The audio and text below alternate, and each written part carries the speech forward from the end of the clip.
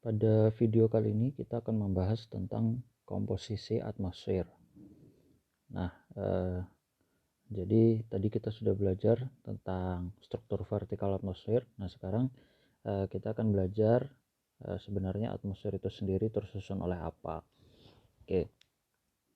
Nah, tentu saja atmosfer seperti yang sudah kita pelajari sebelumnya tersusun oleh gas-gas.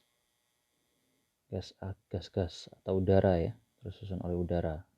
Nah, nanti udara ini dibagi jadi dua jenis udara.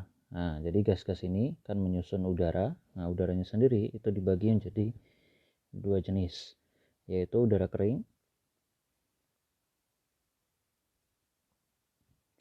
dan udara lembab atau lengas. Nah, udara lembab atau udara lengas itu sebenarnya udara kering plus uap air.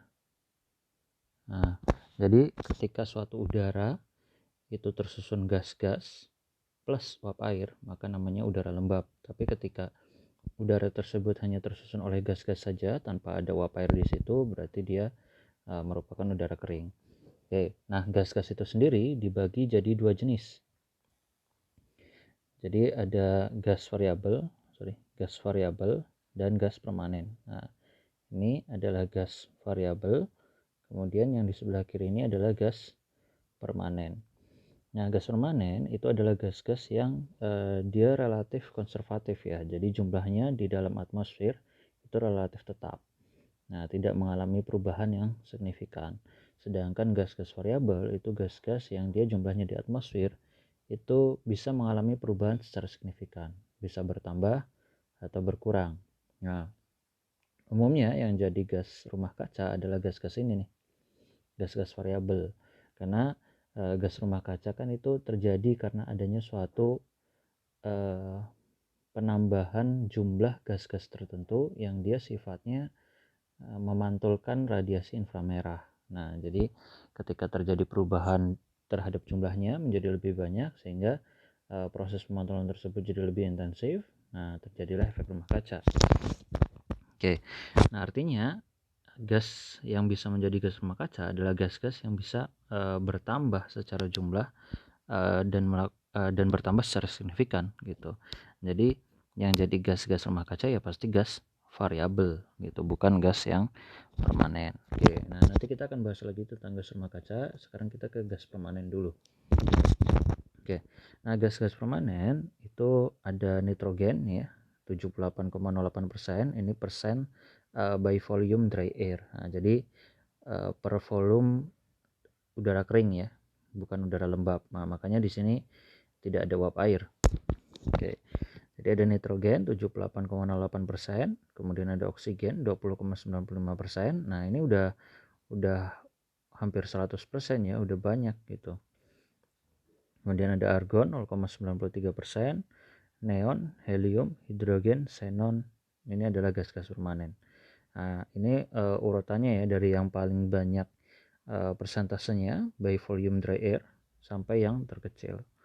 Nah, paling enggak ya urutan ini hafal. Jadi ada nitrogen, oksigen, argon, neon, helium, hidrogen, dan xenon.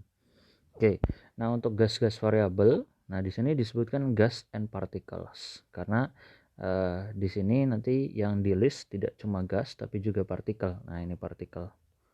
Nah, artinya apa? Ini adalah padatan yang dia ngambang ya di udara, padatan yang dia melayang-layang di udara. Jadi ukurannya sangat kecil sehingga dia melayang-layang di udara. Nah, ini juga sering kita sebut sebagai aerosol. Oke, nah gas apa yang berperan sebagai gas variabel? Ada uap air, water vapor, itu termasuk gas variabel. Nah, di sini tuliskan persen by volume. Jadi sudah bukan persen by volume dry air lagi, tapi persen by volume. Kenapa? Karena di sini ada water vapor. Artinya dia sudah bukan udara kering lagi gitu. Nah, untuk water vapor sendiri itu bisa 0 sampai 4%, tergantung dari lokasi ya. Tergantung dari lokasi. Kalau dia di daerah tropis, maka kandungan H2O-nya itu lebih tinggi dibandingkan di daerah kutub. itu yang relatif kering.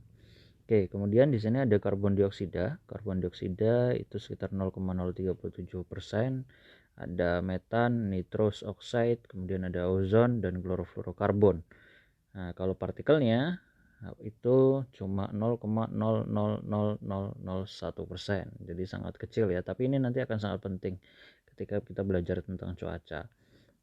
Oke, nah kembali ke gas rumah kaca tadi. Gas rumah kacanya yang mana? Apakah semuanya berperan sebagai gas rumah kaca?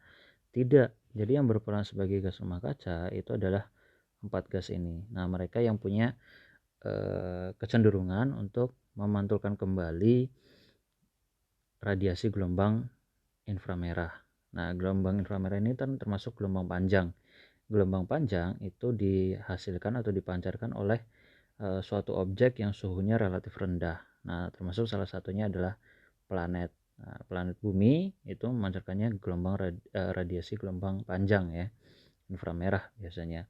Nah, ketika dia ingin memancarkan, jadi melepaskan panasnya ke atmosfer bersamaan dengan proses radiasi tadi, tapi karena dipantulkan kembali ke bawah, maka panasnya itu akan tertahan dan menyebabkan terjadinya peningkatan suhu di bagian dalam gitu. Itu yang kita kenal sebagai efek rumah kaca. Nah, gas-gas yang punya kecenderungan untuk melakukan itu adalah uap air, karbon dioksida, metan, dan nitrous oxide.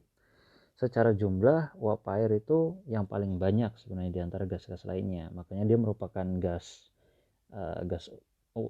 yang menjadi komponen utama dalam efek rumah kaca ya.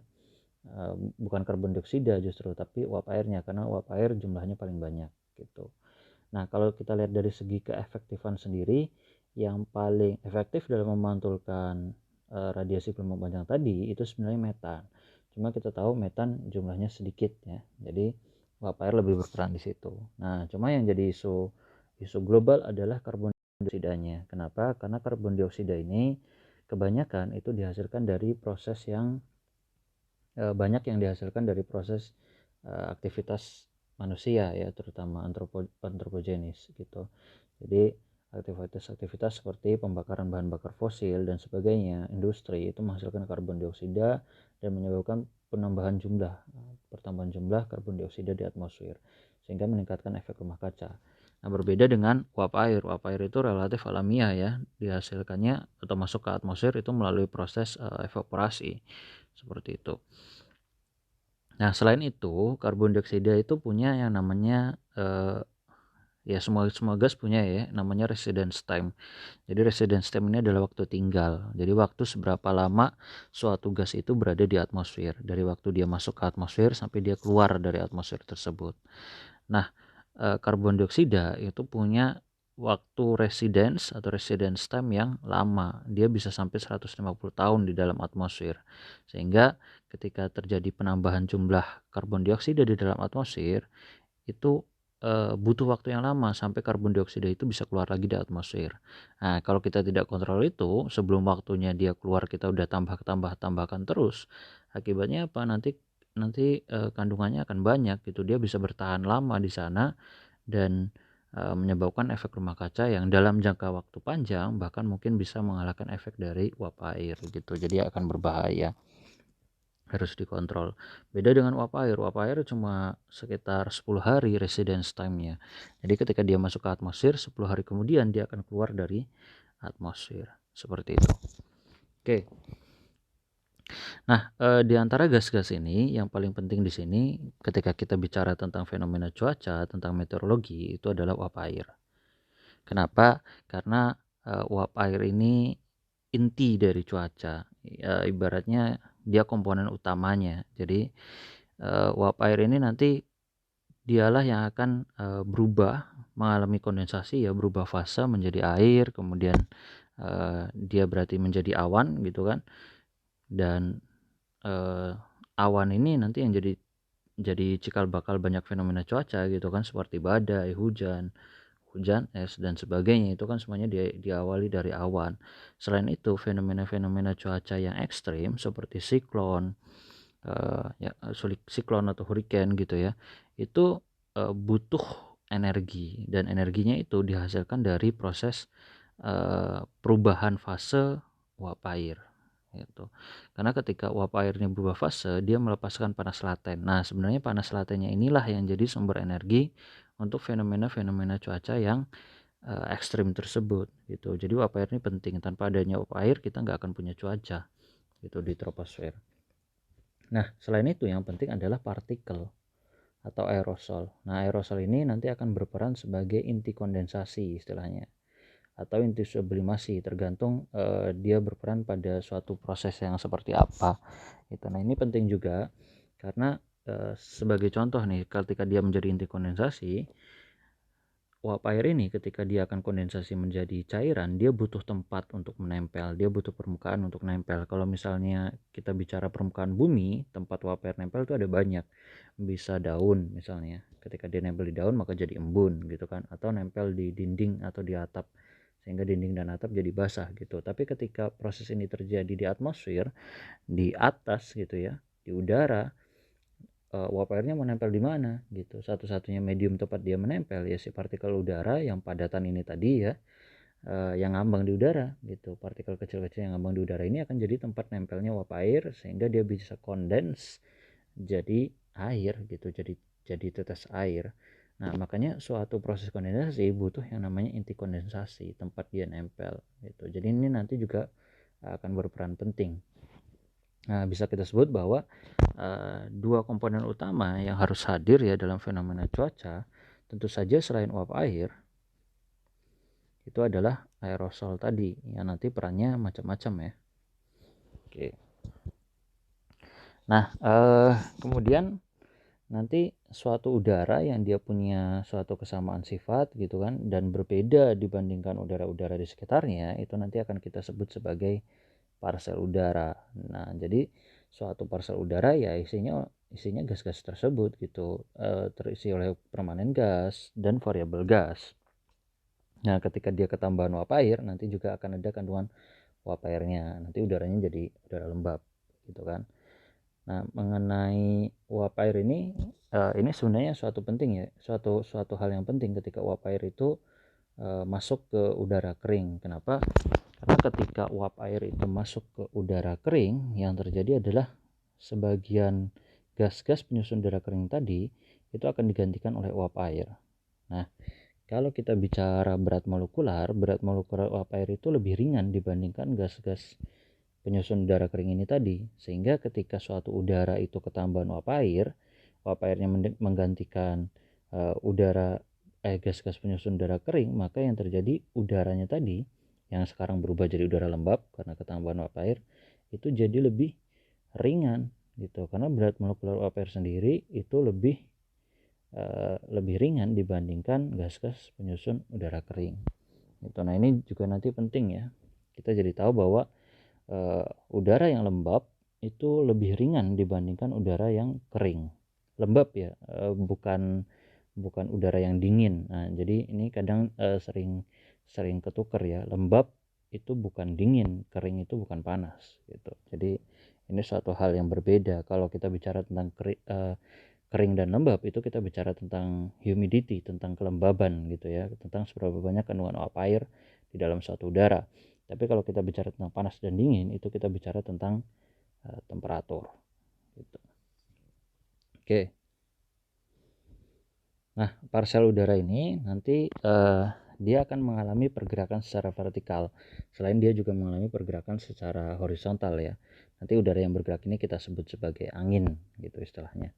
Nah, sekarang kita lihat suatu parsel udara ya. Misal kita punya ada matahari gitu, dia memanaskan permukaan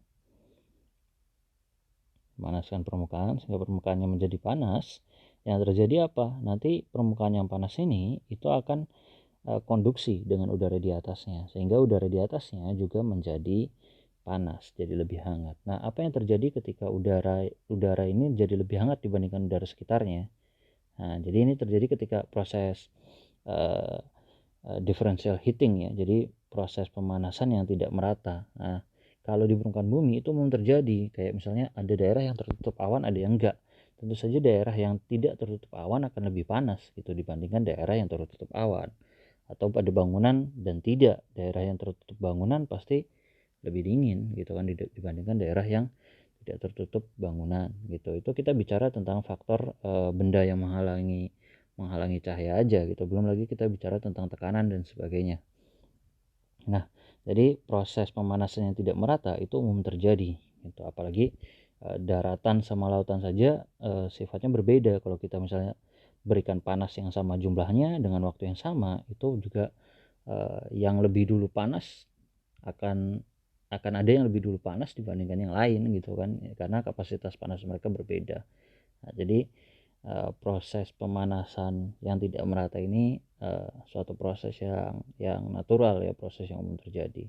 Nah, misal kita punya suatu daerah di sini tadi seperti yang aku contohin, ada suatu wilayah gitu ya, atau suatu daerah yang dia lebih panas daripada sekitarnya, dia akan memanaskan udara di atasnya juga melalui proses konduksi dengan udara, sehingga udaranya jadi panas. Jadi kita punya parsel udara yang lebih hangat dibandingkan udara sekitarnya, udara lingkungan. Itu. Nah, ketika kita punya parsel udara yang lebih hangat dibandingkan lingkungan, yang terjadi apa? Udaranya akan naik. Kenapa? Karena suatu udara yang dia lebih hangat itu dia bisa menampung lebih banyak uap air. Nah, itulah sebabnya kenapa tadi aku bilang uap air kandungannya di atmosfer itu berbeda-beda tergantung lokasi. Di daerah tropis itu kandungan uap airnya lebih banyak dibandingkan di daerah kutub. Kenapa? Karena di daerah tropis itu udaranya lebih hangat. Nah, suatu udara yang lebih hangat itu bisa mengandung lebih banyak uap air. Nah, kalau dia bisa mengandung lebih banyak uap air, artinya uap airnya akan masuk ke dalam udara tersebut. Nah, yang terjadi apa? Udaranya jadi lembab. Tapi selain udaranya jadi lembab, udaranya juga jadi ringan gitu. Karena tadi berat molekular uap air itu lebih ringan dibandingkan gas-gas penyusun udara kering. Sehingga efeknya apa? Dia akan naik. Nah, ketika naik, yang terjadi apa? Karena lingkungannya dingin, semakin ke atas kan temperaturnya makin rendah ya. Ketika kita di troposfer, semakin ke atas suhunya akan makin rendah, sehingga ketika udara ini, si parsel udara ini bergerak ke atas, dia juga akan mengalami proses pendinginan, dia menjadi dingin. Nah, umumnya suatu gas yang mengalami pendinginan dia akan mengalami kontraksi, ya kan? Tapi berbeda halnya dengan yang terjadi di atmosfer. Ketika udara tersebut bergerak ke atas, dia mengalami pendinginan, yang terjadi justru proses ekspansi, dia expans. Jadi rising air parcel itu akan expands and cools, dia akan mengembang dan mendingin. Nah, kenapa kok bisa seperti itu? Karena selain udaranya turun semakin ke atas, tapi tekanannya juga mengalami penurunan. Nah, efeknya apa? Ketika tekanannya berkurang, yang menekan udara tersebut berkurang, misalnya lebih besar ya, lebih besar dibandingkan tekanan yang ada di atas tekanannya lebih kecil, akibatnya apa? Udaranya ngembang. Nah, efek tekanannya lebih besar dibandingkan efek penurunan suhu. Sehingga ketika dia makin ke atas, lebih sedikit tekanan yang menekan si parsel udara tersebut, parsel udaranya jadi lebih ngembang. Jadi ada gaya yang ke arah luar yang berlawanan dengan gaya tekan tersebut. Makin kecil gaya tekannya, dia jadi makin ngembang gitu. Jadi pengembangannya itu bukan terjadi karena perubahan suhunya, tapi lebih karena perubahan tekanan. Seperti yang kita bahas sebelumnya, bahwa tekanannya itu makin ke atas makin turun gitu kan. Nah, ketika dia udah naik terus gitu ya, kemudian nanti suatu saat karena dia mengalami penurunan suhunya akan jadi sama dengan suhu lingkungan. Nah, ketika sama dengan suhu lingkungan, yang terjadi apa? Dia akan berhenti. Nah, karena beratnya udah relatif sama dengan lingkungannya. Kalau tadi kan dia lebih ringan, makanya dia naik. Itu yang kita sebut sebagai efek buoyancy ya, efek apungan. Nah, ketika dia suhunya udah sama dengan suhu lingkungan, dia akan stuck di situ, dia akan berhenti gitu. Nah, lama kelamaan ketika dia mulai mengalami pendinginan lagi, yang terjadi apa? Dia akan mengalami proses sinking. Dia akan turun ke bawah. Ketika temperatur udaranya lebih dingin daripada temperatur lingkungan, temperatur parsel udaranya lebih dingin daripada temperatur lingkungan, dia akan turun. Nah, dengan proses turunnya ini berkebalikan dengan proses sebelumnya. Kalau tadi naik itu dia ngembang, nah ketika turun ya berarti dia akan kompres ya, mengalami kompresi karena tekanannya semakin kuat, gaya kompresinya semakin kuat gitu. Makanya dia akan mengalami proses kompresi, dia jadi mengecil. Nah, seperti itu. Jadi di sini kita bisa simpulkan yang pertama, ketika temperatur parsial udara lebih besar daripada temperatur lingkungan, yang terjadi apa? Udara akan naik. Nah, ketika temperatur parsial udara sama dengan temperatur lingkungan, maka udara berhenti. Nah, berhenti bergerak gitu ya, berhenti bergerak naik. Nah, ketika temperatur parsial udaranya lebih kecil daripada temperatur lingkungan, udaranya akan turun. Oke, nah ini penting karena ini adalah suatu proses yang mengontrol pergerakan vertikal udara di atmosfer, walaupun tidak sepenuhnya, karena bisa saja ketika temperatur parsial udaranya lebih kecil daripada temperatur lingkungan, udaranya justru naik. Nah, ini nanti akan aku jelaskan di stabilitas atmosfer. Di slide ini juga nanti akan aku jelaskan tentang itu. Tapi ini konsep dasarnya, tanpa ada proses yang mempengaruhi, proses lain yang mempengaruhi ya, hanya proses pemanasan, maka temperatur parsial udara itu akan naik ketika temperatur parsial udaranya lebih besar daripada temperatur lingkungan. Oke. Nah, ini kita akan bicara tentang stabilitas atmosfer. Secara umum ada 3 jenis stabilitas atmosfer, yaitu absolute stability, absolute instability, dan conditional instability. Jadi ada stabilitas mutlak, ada ketidakstabilan mutlak, dan ada ketidakstabilan bersyarat. Kita akan bahas satu-satu. Oke, yang pertama adalah kondisi yang absolute stability atau stabil mutlak. Stabil mutlak itu seperti apa? Oke, sebelum kita lihat gambar sebelah kiri, kita lihat dulu grafik yang sebelah kanan. Nah, di sini kita punya temperatur ya sebagai sumbu X. Kemudian sumbu Y-nya itu adalah ketinggian. Oke. Nah, di sini makin ke arah kanan temperaturnya makin tinggi dan ke arah kiri temperaturnya makin rendah ya. Kemudian di situ ada dua garis. Garis yang ungu itu adalah environmental lapse rate. Lapse rate itu adalah perubahan temperatur terhadap ketinggian. Jadi kita bisa lihat di sini bahwa temperaturnya itu semakin turun dengan bertambahnya ketinggian. Ditandai dengan garis yang miring ke arah kiri. Nah, jadi kalau misalnya kita lihat ini di ketinggian surface ya, dia suhunya 20, tapi di ketinggian misalnya 2000 meter itu suhunya 10, artinya makin ke atas suhunya semakin turun gitu kan. Oke, nah kemudian kita punya garis yang kedua, di sini tersusun oleh dua warna, yaitu warna merah dan warna biru. Di situ disebutkan ada namanya dry adiabatic rate, kemudian ada wet adiabatic rate. Nah, kemudian dibatasi oleh yang namanya lifting condensation level. Oke, nah ini aku akan jelaskan secara lebih detail nanti di pengantar meteorologi, tapi sebelumnya gini aja. Kita tidak usah pedulikan dulu tentang warnanya yang merah dan biru. Intinya adalah warna merah dan biru itu, garis itu semuanya mewakili garis temperatur parsial udara. Jadi yang ungu itu adalah temperatur lingkungan, sedangkan yang warna merah dan biru itu adalah temperatur parsial udaranya gitu ya. Nah, untuk masalah dry adiabatic dan wet adiabatic akan dijelaskan lebih detail pada chapter lain. Oke. Nah, kalau kita perhatikan di sini, environmental lapse rate-nya atau perubahan temperatur lingkungannya itu berada di sebelah kanan dari lapse rate parsial udara. Artinya apa? Artinya penurunan suhu terhadap ketinggian si lingkungan itu lebih kecil dibandingkan penurunan suhu terhadap ketinggian yang dialami oleh parsial udara. Nah, di sini atau sederhananya gini, temperatur lingkungannya itu lebih tinggi dibandingkan temperatur parsial udara. Jadi kita punya suatu kondisi di mana temperatur parsial udara itu lebih rendah dibandingkan temperatur lingkungan.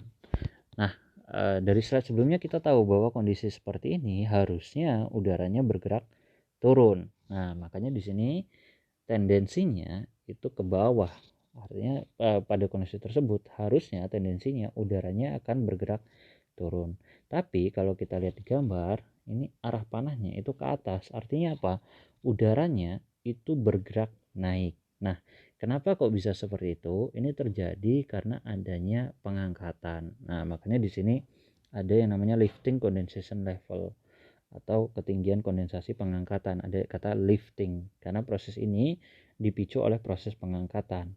Kalau tadi di slide sebelumnya kita tahu bahwa udara tersebut naik karena mengalami pemanasan, proses udaranya naik karena mengalami pemanasan, dan dia naik sendiri gitu karena efek buoyancy. Tidak ada proses pengangkatan di sana.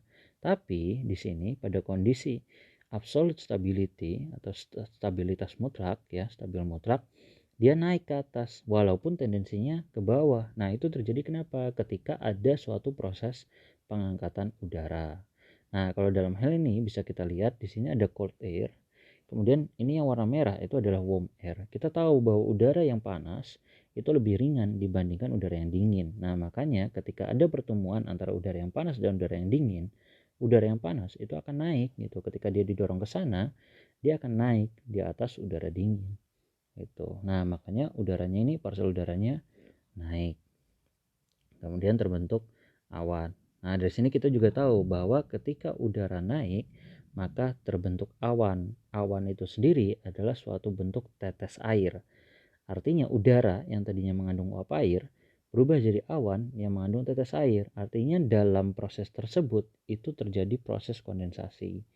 Nah, makanya awan itu merupakan suatu fenomena hasil proses kondensasi gitu ya. Jadi kita tahu di sini bahwa ketika udara bergerak ke atas terbentuk awan. Oke.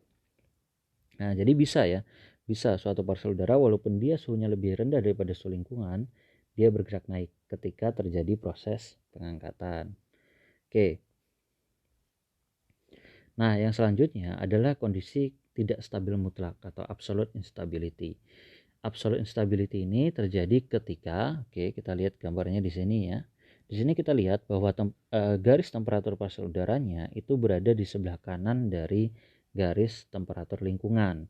Artinya apa? Artinya temperatur partikel udaranya itu lebih panas atau lebih besar dibandingkan temperatur lingkungan. Nah, pada kondisi seperti ini harusnya udara bergerak kemana? Ke atas. Artinya apa? Tendensinya dia ke atas. Nah, kalau kemudian kita jumpai udaranya bergerak ke atas, yaitu suatu fenomena yang wajar gitu ya. Dia akan terus bergerak ke atas karena kondisi yang tidak stabil mutlak ini. Jadi tidak stabil mutlak adalah udara bergerak ke atas bukan karena pengangkatan, tapi karena udaranya lebih ringan dibandingkan sekitarnya. Karena dia temperaturnya lebih besar dibandingkan temperatur lingkungan. Nah, jadi itu perbedaan antara kondisi yang absolute stability dan absolute instability. Kalau absolute stability itu ada proses pengangkatan yang berperan yang mengangkat udaranya. Kalau absolute instability itu tidak ada proses pengangkatan. Jadi udaranya naik karena efek buoyancy ya, karena dia lebih ringan dibandingkan udara sekitarnya. Oke. Nah, kemudian ada kondisi yang ketiga yang dikenal sebagai conditional instability atau ketidakstabilan bersyarat. Nah, di sini kalau kita lihat di grafik sebelah kanan, grafik atau garis temperatur partikel udaranya itu ada di sebelah kiri temperatur lingkungan, tapi kemudian seiring dengan dia naik terus ke atas udaranya, grafiknya jadi ada di sebelah kanan dibandingkan temperatur lingkungan. Artinya apa? Tadinya kita punya kondisi di mana tadinya temperatur partikel udaranya itu lebih kecil daripada temperatur lingkungan, tapi kemudian udaranya naik sehingga temperatur partikel udaranya jadi lebih tinggi dibandingkan temperatur lingkungan. Nah, artinya harusnya kita punya dua tendensi di sini. Di bagian awal nih di bawah itu yang terjadi tendensinya ke bawah ya kan, karena temperatur partikel udaranya lebih rendah daripada temperatur lingkungan. Kemudian di atas kita punya kondisi yang tendensinya ke atas karena temperatur partikel udaranya lebih tinggi dibandingkan temperatur lingkungan. Oke. Nah, artinya apa? Artinya pada kondisi ini ketika kita lihat ada udara yang bergerak naik ke atas pada tendensi yang turun, berarti udaranya itu naik ke atas karena proses pengangkatan. Dia diangkat, dia didorong sehingga dia naik ke atas. Nah, sampai suatu saat dia sampai di atas dia mengalami penurunan suhu, ya kan, dia kan mengalami penurunan suhu nih ketika dia bergerak ke atas, sampai pada kondisi suhunya turun terus, kemudian dia berubah tuh kondisinya, ternyata laju penurunan lapse rate lapse rate lingkungan, laju penurunan suhu lingkungannya itu lebih cepat dibandingkan lapse rate si temperatur parsial udaranya. Artinya perubahan suhunya itu lebih besar dibandingkan si parsial udara. Jadi perubahan suhu lingkungan lebih besar daripada perubahan suhu parsial udaranya. Sehingga ketika lingkungannya suhunya udah turun banget, parsial udaranya turunnya perlahan-lahan. Nah, sehingga yang terjadi ketika dia bergerak ke atas, lama-kelamaan temperatur parsial udaranya jadi lebih besar dibandingkan temperatur lingkungan. Nah, pada kondisi ini tendensinya berubah. Yang tadinya tendensinya ke bawah, sekarang tendensinya ke atas. Akibatnya apa? Si parsial udara tersebut sudah tidak butuh proses pengangkatan lagi. Dia nggak perlu diangkat lagi, dia akan naik dengan sendirinya. Nah, karena suhunya lebih tinggi daripada suhu lingkungan. Nah, ini disebut sebagai conditional instability atau ketidakstabilan bersyarat. Syaratnya apa? Syaratnya dia harus diangkat dulu, baru dia jadi tidak stabil, baru dia akan naik sendiri, gitu. Jadi kita punya kondisi di mana tendensinya tadinya turun, berubah jadi tendensinya naik ke atas, seperti itu. Nah, ini adalah stabilitas atmosfer. Ini penting karena ini nanti akan jadi dasar pergerakan vertikal udara. Untuk memahami pergerakan vertikal udara, kedepannya kita akan banyak menggunakan konsep ini ya. Kita harus paham konsep ini untuk mempelajari banyak fenomena-fenomena cuaca, fenomena-fenomena meteorologi.